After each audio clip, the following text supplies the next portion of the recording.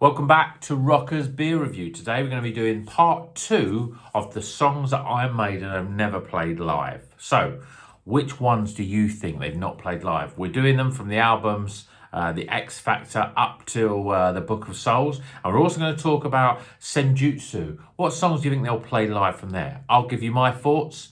Keep on watching to find out what they are.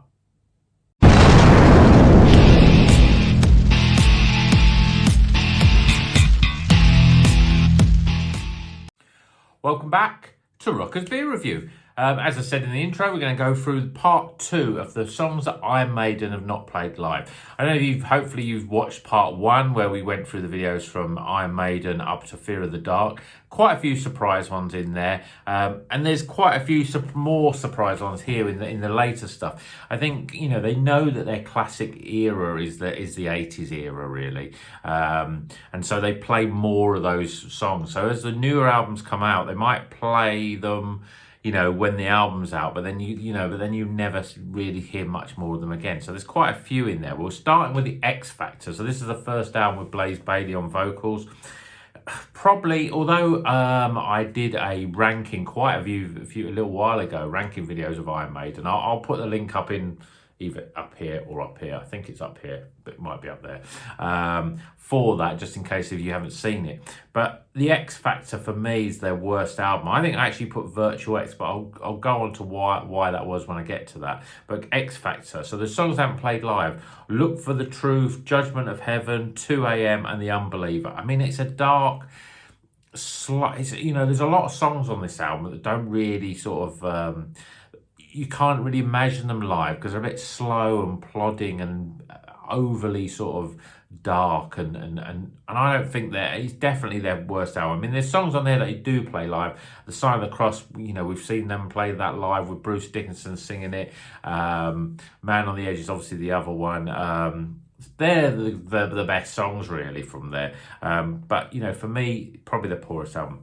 Virtual 11. Now for me, this album, I've listened to it again and I was thinking, actually, this is not bad at all. And I was quite surprised, thinking, oh, well, there's probably loads of songs I haven't played from this album as well. But there's only one song I haven't played, and that was Como Estas Amigos. Again, it's quite a slow one, but, it would probably work quite well live. But this album is not bad. I mean, if it had Bruce Dickinson singing on it, I think it'd be up there with their sort of top 10 albums. Because the songs on it, like The Klansman, are really good. Future Real's really good. There's a lot to discover on this album, and I think if you've sort of ignored it, you should give it a try again. Because like me, I sort of dismissed it. And as I say, when I did my ranking, I put it as the worst album. But I think it's definitely better than the X Factor. So that's Como Estas Amigos is the only song that I haven't ever played live. Then we go into Brave New World. This obviously when Bruce Dickinson came back. The Nomad and The Thin Line Between Love and Hate. They're only 2 songs. I mean, it's a really good album. I think it's a real comeback album for me. Those 2 songs, yeah, again, I can imagine them not being played live when you think there's so many other good songs. But maybe they'll come up in later tours. Then we go on to Dance of Death, and there's quite a few on this one. So Montsegur is a really good track, but they've never played it live. It's quite fast, this one. Gates of Tomorrow, New Frontier, which was the sort of only Nico McBrain penned song or co-written song, Face in the Sand and Age of Innocence. This album is I think is a little bit more difficult to get into because it's quite long. There's lots of songs on there, but there's a lot of good songs that they obviously have played live. But they're the ones. I mean, I don't know if there's any of those songs that you think they should be playing live. I think Montsegur is the one that I'd pick out of those in terms of playing live. So then we get into Matter of Life and Death. Now, they played this whole album in its entirety, so they played all the songs on this one live. But, whether them songs are going to come up much in the next live tours, I'm not quite so sure.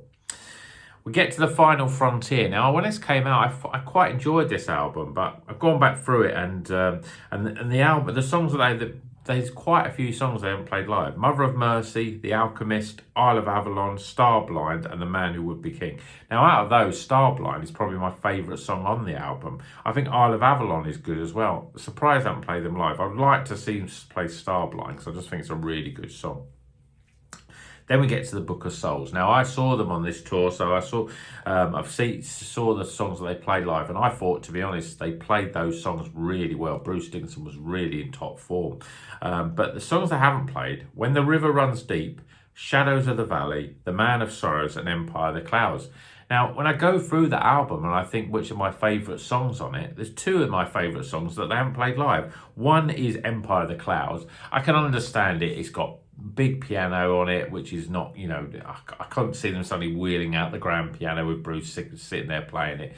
It'd be, it'd be too much, really. And then, of course, it's oh God, how long is it? 17 minutes or something like that. It's a long song, so you could play. If you played that, you might mean that you'd have to not play Run to the Hills, The Trooper, and A Number of the Beast, for example. And you're going to expect them to play those.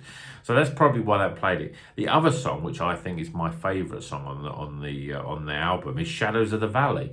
Now it's a tremendous song. I really hope they play that live. It's up there. I don't see why it's not played. I mean, I don't know whether it's quite a big vocal performance, that one. Maybe that's why they haven't played it. But obviously, they played their set of songs on the last tour, so maybe we're going to start seeing some of those other songs played live. Empire of the Clouds, I think, would be brilliant, but I think it's just too long, would take up too much of the set.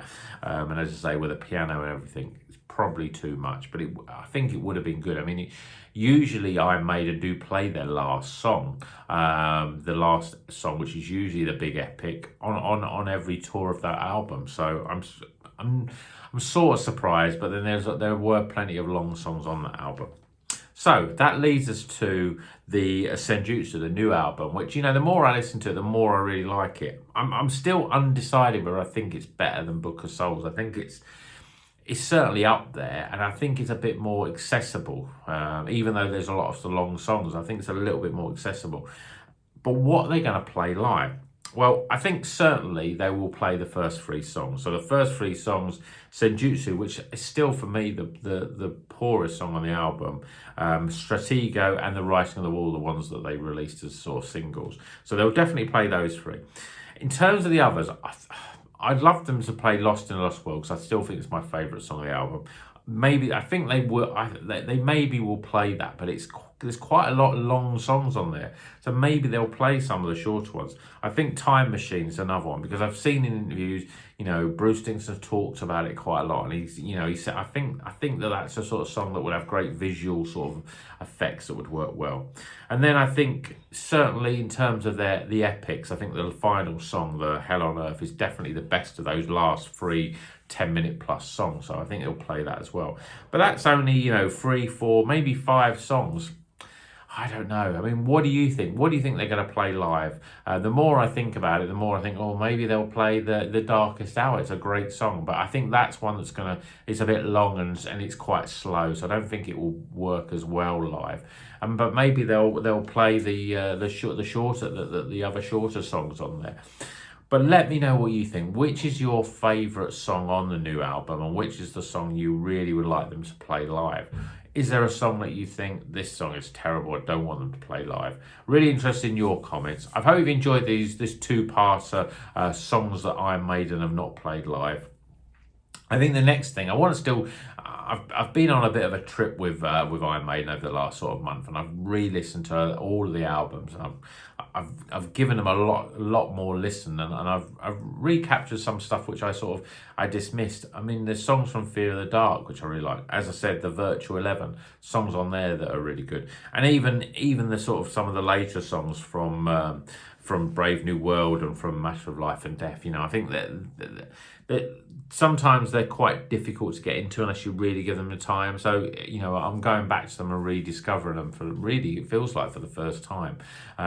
They've got a lot of albums and they've got a lot of great tracks. So I'm going to probably do, the next video I'm going to do will probably be my favourite Iron Maiden tracks, but because it's so difficult to pick, say, a top 10, which I would normally do, I think what I'm going to do is I'm going to pick 2 tracks, my 2 favourite tracks from each Iron Maiden album, and the one track which is the worst on each Iron Maiden album, just to give you an idea of what I think are the best tracks, and we'll go from there. So I hope you've enjoyed that. Look out for the next Iron Maiden theme video. It will be coming up probably in the next few weeks.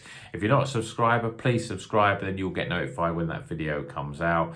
There's lots more rock stuff coming on, and I've got some new ideas for different types of ranking, and just not just the normal sort of album ranking. So I hope you like these this rock stuff that we do. I certainly get a lot more views on my rock stuff than I do on the beer reviews. So thanks very much for your support on the channel. And until the next one, keep on rocking.